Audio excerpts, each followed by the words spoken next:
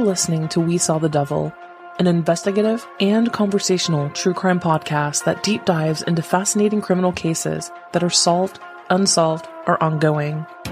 From America's Lori Vallow to Germany's Armin Meiwes, we examine and discuss the world's most shocking cases. If you're enjoying the show, don't forget to follow us online. Check us out at WeSawTheDevil.com and We Saw the Devil on Facebook, Twitter, and Instagram. And don't forget, you can become part of the show by backing us on Patreon.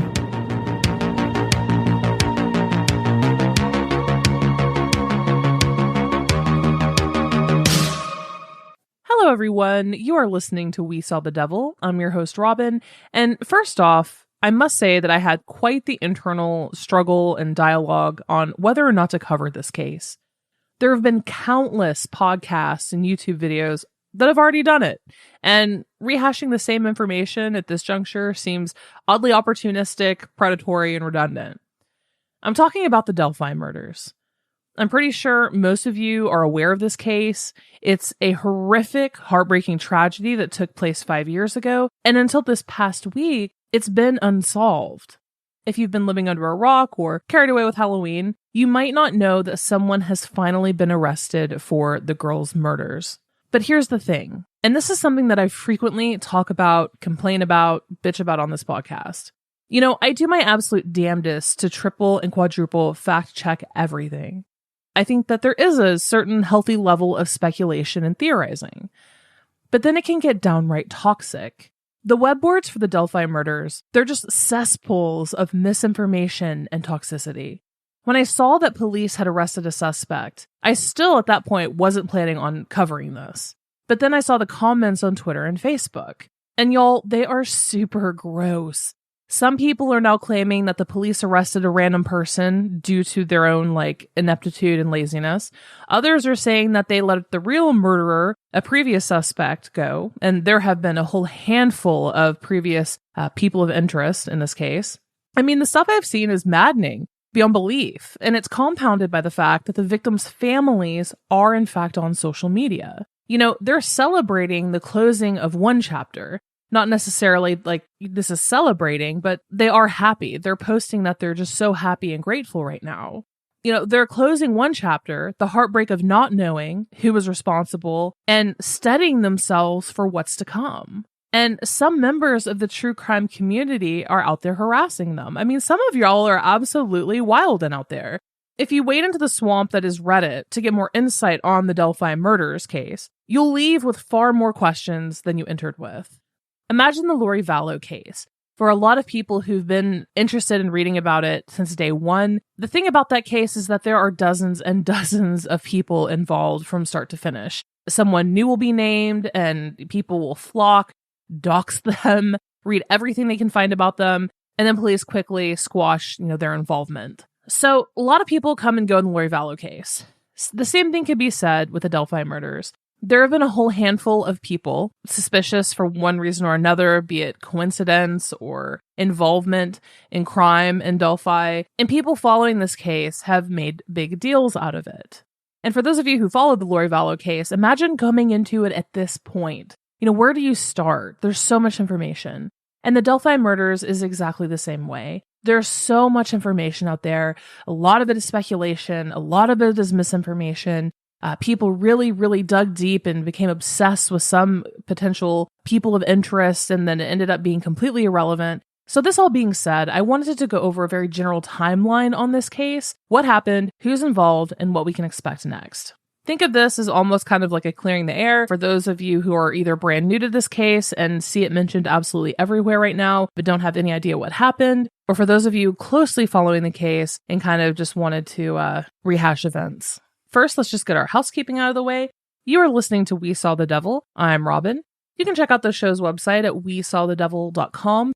From there, you can check us out across all social media, Facebook, Instagram, Twitter, YouTube. TikTok is coming soon, or you can shoot us some mail if you have any questions. Also, don't forget to take 10 seconds out of your day, if you're enjoying the content, to leave a 5-star review on whatever platform you're listening to this podcast on. And lastly and finally, guys, I mentioned in the last episode, Masterclass. I know that we are all obsessed with Mindhunter. Amazing show. John Douglas is absolutely one of the most fascinating people on this entire earth. If you guys aren't aware, John Douglas was a special FBI agent. He is oftentimes credited with kind of starting the study of serial killers and FBI profiling. He has spoken with a variety of the world's worst serial killers. Fascinating human being. He is now also officially on Master Class, teaching you how to basically be a profiler, how to predict behavior, detect lies, see someone's ulterior motives. Really fascinating stuff. I actually just finished the class myself. Well worth it. And if you're a listener of this podcast, you get 15% off an annual membership. So go to masterclass.com/WSD to get 15% off your Masterclass membership. That covers classes with anyone that you take. But guys, you have to do the John Douglas one. All right, so let's go ahead and discuss the Delphi murders. 13-year-old Abigail, Abby Williams, and 14-year-old Libby German were best friends and 8th grade classmates at Delphi Community Middle School in Delphi, Indiana. They were inseparable, and their parents have said that it wasn't hard to see why. Abby played volleyball on the middle school team and devoted all of her free time to art. Any kind of art. She had a huge box of arts and crafts items, and she would frequently take them over to Libby's house. She made notes and little decorated presents for her friends and family. And at the time of her death, she was learning how to knit so she could knit little colorful hats for newborn babies at the local hospital. She also formed a deep love of photography, a hobby that she shared with her mother. And Abby would frequently take off with a camera at family events or while going for walks. She loved taking photos.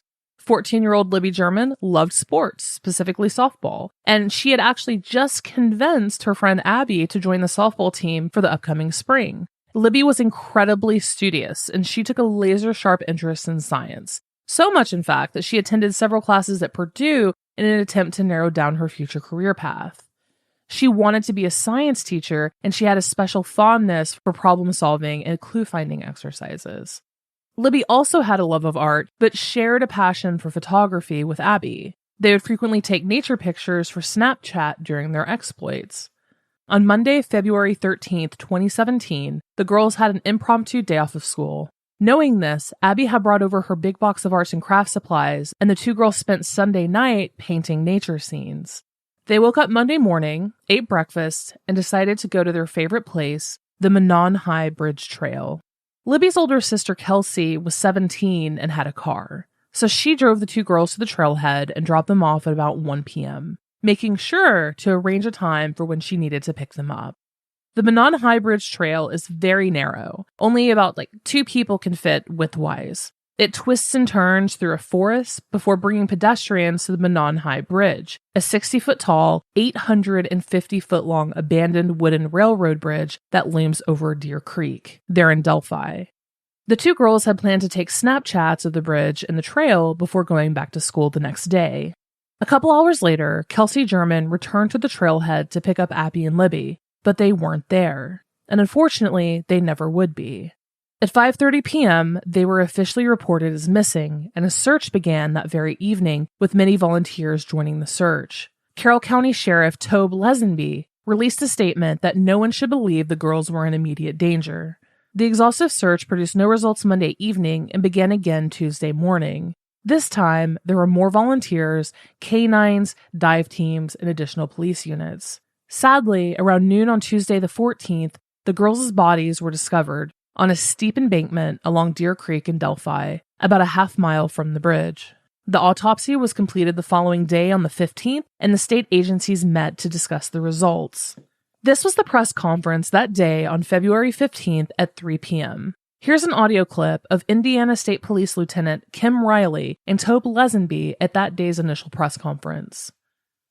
Basically, we have identified the bodies of the two females that were found out yesterday. The bodies have been positively identified as Abigail J. Williams, 13, of the Delphi area, and Libby Rose Lynn German, 14, of the Delphi area.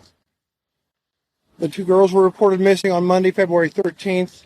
The bodies were discovered about 12:15 on the 14th in the woods just east of town here by volunteers that helped in the search of the children after they were reported missing to the Carroll County Sheriff's Department.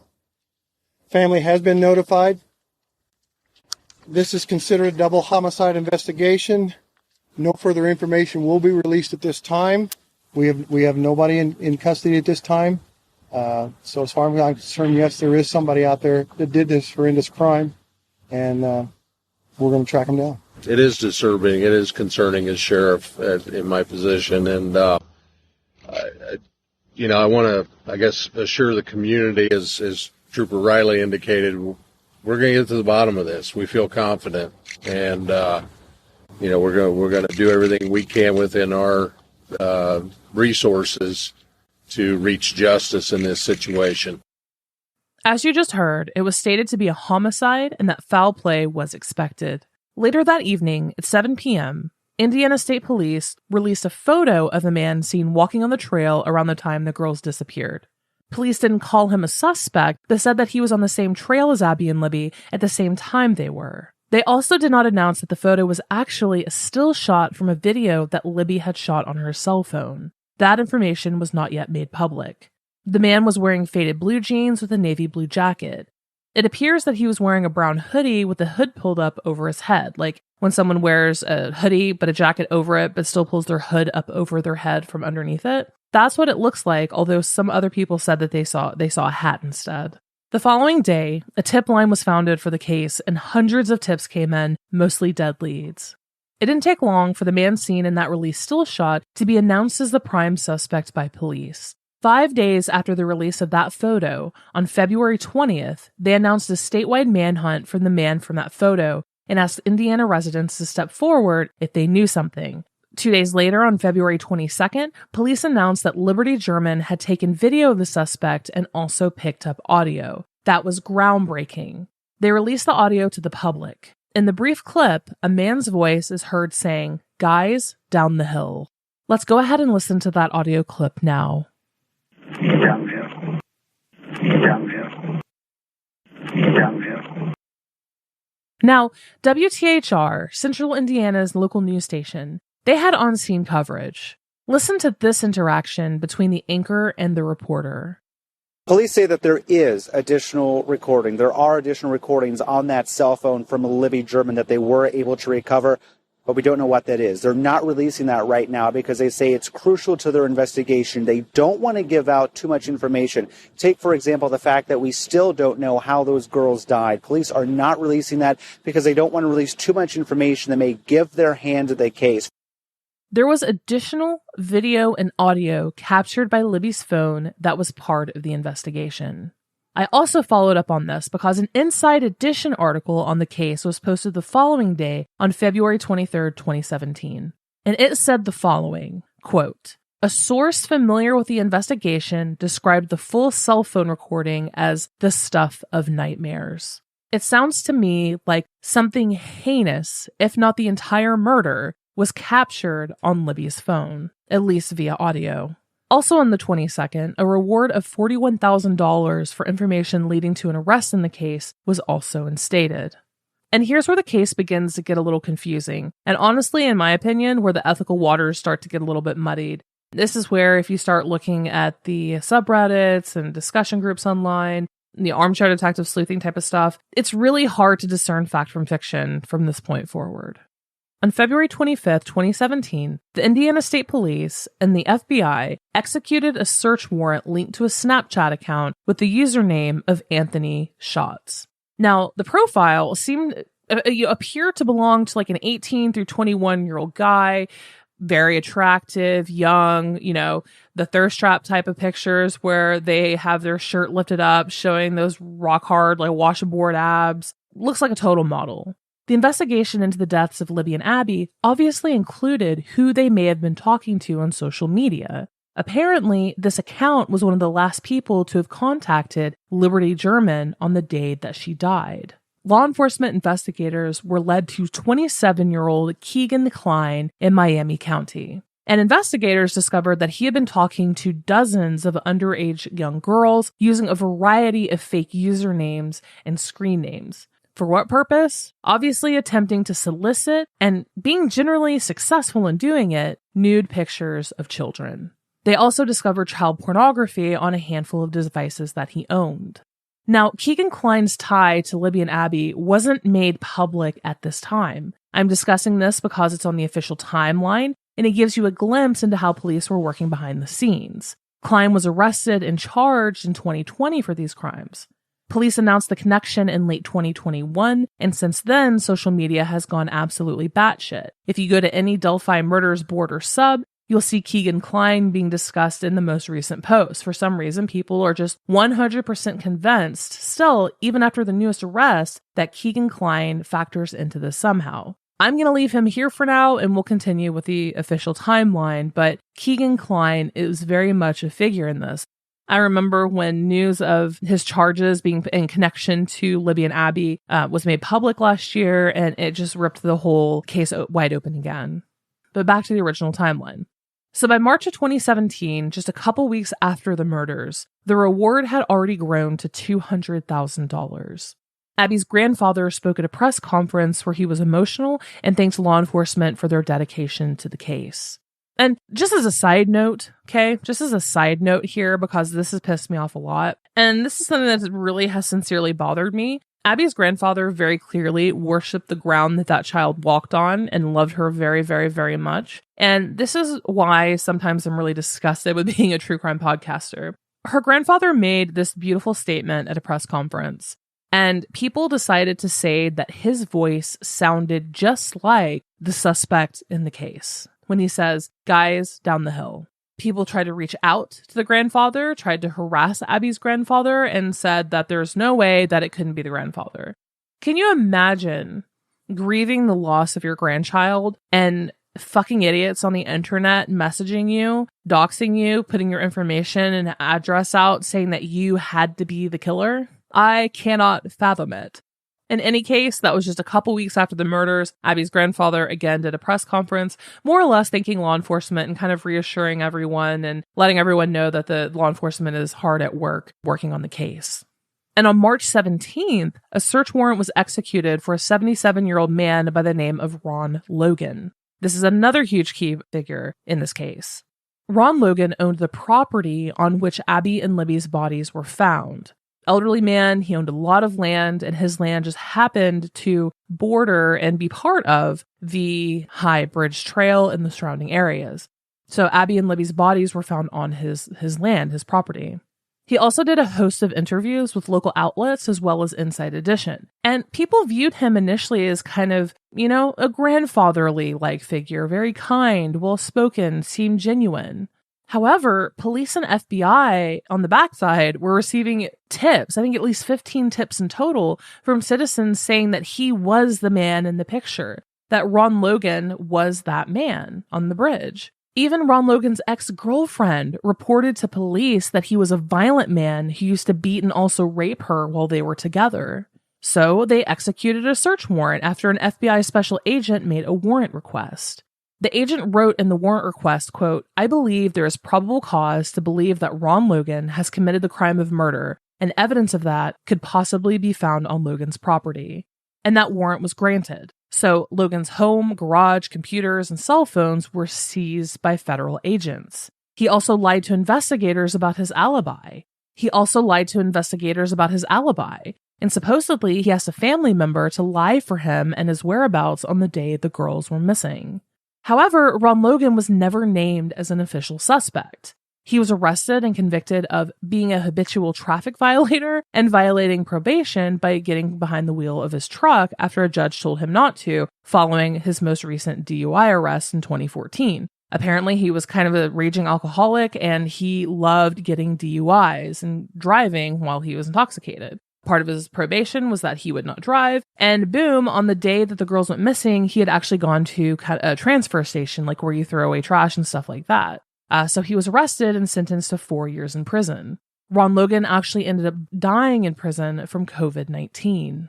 Even though all of law enforcement and pretty much everyone involved has said that Ron Logan is not connected to the murders and that it was just unfortunate placing and timing on his part, it's still the first post for the Delphi murders on the subreddit for me when I go there of who is Ron Logan. People just cannot get over the fact that He presented himself as such a kind, humble, nice man who was devastated by these murders that took place on basically in his backyard. And then the news that came out that he was a rapist, wife beater, alleged pedophile. His ex-girlfriend claimed that he took an interest in underage girls. People sometimes can't accept the dichotomy between people in public and private personalities. There are people who debate his decency as a man. Some say that he was a pedophile who must have been involved, that he was involved with Keegan Kline and some sort of pedo ring. Others say, no, there's no way. He's like Santa Claus. He's just super sweet. None of it matters, y'all. He was not an official suspect beyond that initial search warrant, and he is now deceased. They found nothing on his phone, property, anything like that, and he is now deceased. But anywhere you go online, you're going to see a hell of a lot of information about Ron Logan. Interestingly enough, though, from Ron Logan's arrest affidavit, it actually provided more information on the crime scene in terms of the girls and their bodies. The girls were found down a steep embankment. There were unidentified hairs and fibers collected at the scene. Apparently, it was a very gruesome scene, and apparently souvenirs were taken. Completely unsure of what that even means. On July 17th of 2017, police released the first composite sketch based on witness tips. It portrays an older-looking man, maybe in his 40s or 50s, with a new-style hat, scraggly goatee, and wild hair poking out from under the hat. In the press conference, which is available on YouTube and is a little over 8 minutes long, police said that they had worked meticulously on a composite sketch and were finally ready to release it. They wanted people to focus on the physical features and not the clothing.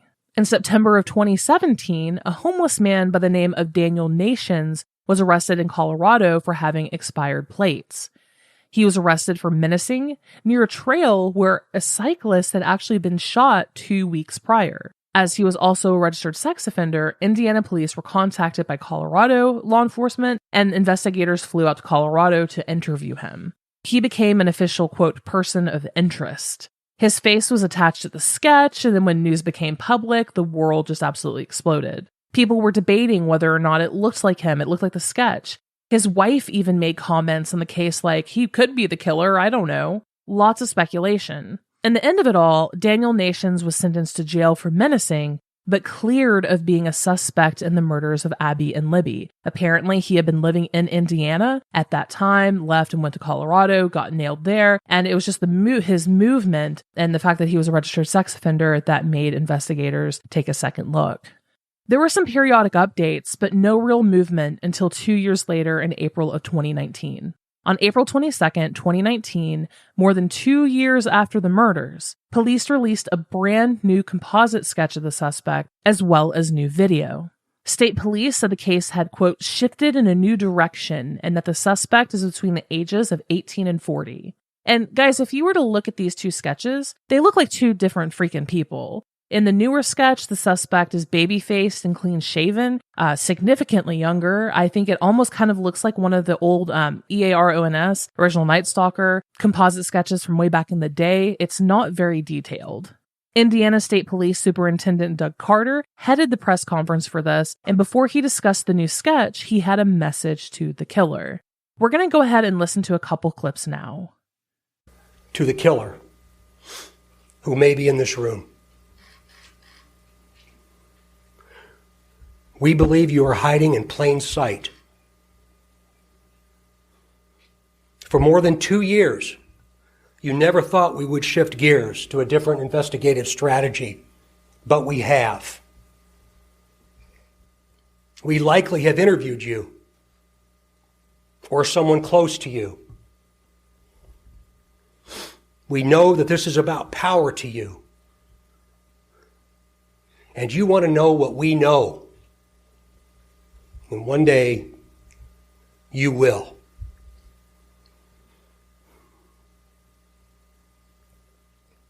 A question to you. What will those closest to you think of when they find out that you brutally murdered 2 little girls? 2 children. Only a coward would do such a thing. We are confident that you have told someone what you have done.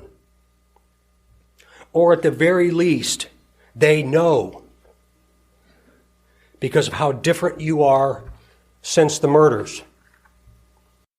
After the press conference, he went on WISH News for an interview and gave a bit of additional information. Why the wildly different sketches, with the first one now becoming secondary? Why release the video 2 years later? Let's listen to his answers. In that briefing, it seemed like you were speaking directly to whoever did this, with the sense that that person might even be in the room. Yes. Do you think that person was in the room? I think if he wasn't in the room, he was close by, but I'm 100% convinced he was watching. Why? Because of all that's happened over these last 30 months, the information that we had received, the information that we knew, and I hope to one day be able to tell that story.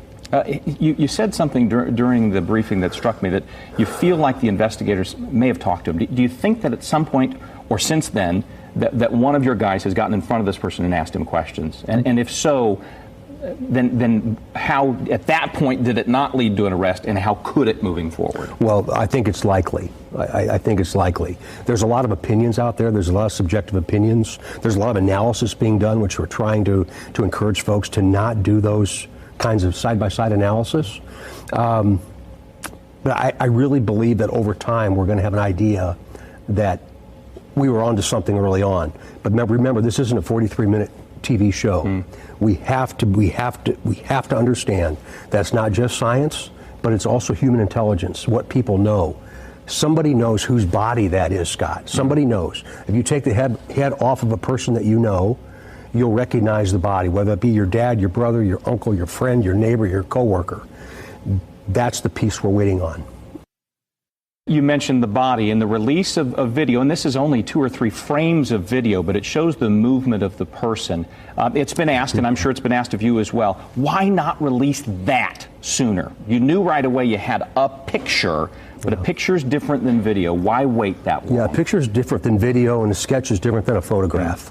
So you're right. You're absolutely correct. We'll be able to one day tell you what we know and why we didn't release it. We don't want to show our hand. We don't want to show the complete picture of what we know versus what we think. And we have to be very, very careful there. Remember, it's easy to give an opinion if you don't understand the factual basis for what we've done and why. And I don't mean that in a critical sense. But we have to protect the integrity of what we know. Why is it that we don't know how these girls died? Why is it that we don't know if, for instance, they were sexually assaulted? Because only the killer knows that. And so do we. That's why.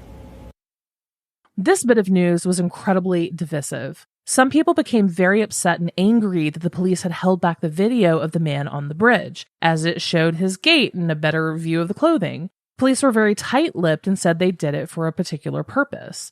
We now know that due to the railroad ties on the bridge, there are big gaps and no one's gait would have been the same.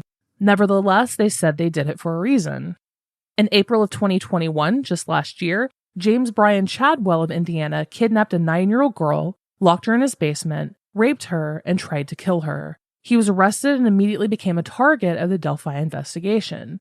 However, he was cleared of involvement fairly soon after his arrest. In December of 2021, police again put out a request for anyone who had interacted with pedophile Keegan Klein's various online personas to come forward. And that led to additional speculation that he was involved in the Delphi case. People were like, good bit longer now. Why are police interested in this asshole again? And then there's been relative silence since then. Only until just a couple days ago, though, Indiana and Delphi authorities put out a statement that they would be holding a news conference on Halloween, October 31st, with new details surrounding recent developments in the case. Let's listen to some pieces now. Seldom do I have prepared remarks, but today is different because I do not want there to be any confusion or ambiguity with what I will say. Today is not a day to celebrate, but the arrest of Richard M. Allen of Delphi on 2 counts of murder is sure a major step in leading to the conclusion of this long-term and complex investigation. First, I'd like to speak directly to Anna, Mike, Becky, Kelsey, your extended families, along with the entire Delphi community that certainly has grown and now includes our nation and even many countries around the world. I am proud to report to you that today, actually last Friday, was the day. And an arrest has been made. We are going to continue a very methodical and committed approach to ensure that if any other person had any involvement in these murders in any way, that person or persons will be held accountable.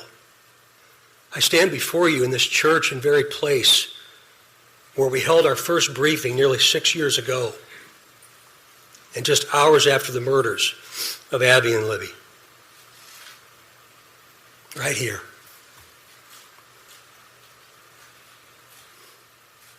Pulling in today, I wasn't really sure what emotion I would experience. But peace came over me.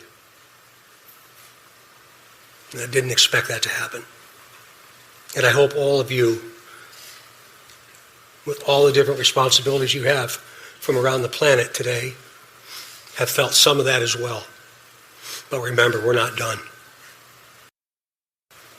Today's about Abby and Libby, focusing on them. Mr. Allen has had his initial hearing. He's entered a preliminary plea of not guilty. The matter's been set for a pretrial on January 13th at 9 a.m., 2023, and a trial date of March 20th, 2023 at 9 a.m. He is presumed innocent. We will have an opportunity and day in court when we can present the evidence that we have against him. But until that day, he is presumed innocent. And here we are, 5 years, an immense amount of heartbreak, countless leads and exhaustive searches later, police are sure that they have the man responsible. He's 50-year-old Richard Allen of Delphi. He lived less than 5 minutes from the Monon Bridge where Abby and Liberty were murdered. Information on Allen is surfacing basically at the speed of light every other moment, so I don't want to jump the gun and put out any information that has not been vetted or is incorrect. The next episode I put out is in fact going to be a profile on Richard Allen, what we know about him so far, so please expect that later this week. And updates like these are so bittersweet. No one in my family has ever been murdered, so I cannot begin to fathom how Abby or Liberty's families feel. What I will say, or more so ask, is to please be kind. Once the news of Richard Allen's arrest went public, the police held their press conference and the internet went wild. And as I said earlier in this episode, some people were screaming that he was innocent because the arrest affidavit is sealed. Others are celebrating. Others are putting down the police because it took so long. It took almost 5 years. At the end of the day, guys, we are not directly involved in this. Not everything is a wild conspiracy theory, sleight of hand, or outright lie. Armchair enthusiasts who go, quote, real life and contact grieving families are the lowest of the low, in my book at least. Don't tweet them negative or nasty things. They don't want to hear your half-cooked theory on why police arrested the wrong man. It's hateful and emotionally damaging. And to do it in such a vulnerable time for them, it's pretty fucking sick. But again, the next episode is going to be a profile on what we know about Richard Allen thus far. It's been said that he is not cooperating with investigators and has actually already pled not guilty. That means we're heading towards a trial. And there's a lot more that I want to say about Richard Allen and some additional details, but I'm going to save those for the next episode so everything is together. That's it for today, guys. Thank you again for listening. Greatly appreciated. I hope all of you had a wonderful and safe Halloween. I myself took it easy, watched a couple movies, ate entirely too much food, so much candy and desserts, and played some Call of Duty. Don't forget to follow us on social media if you have not yet. Don't forget to titty slam that follow button. Until next crime.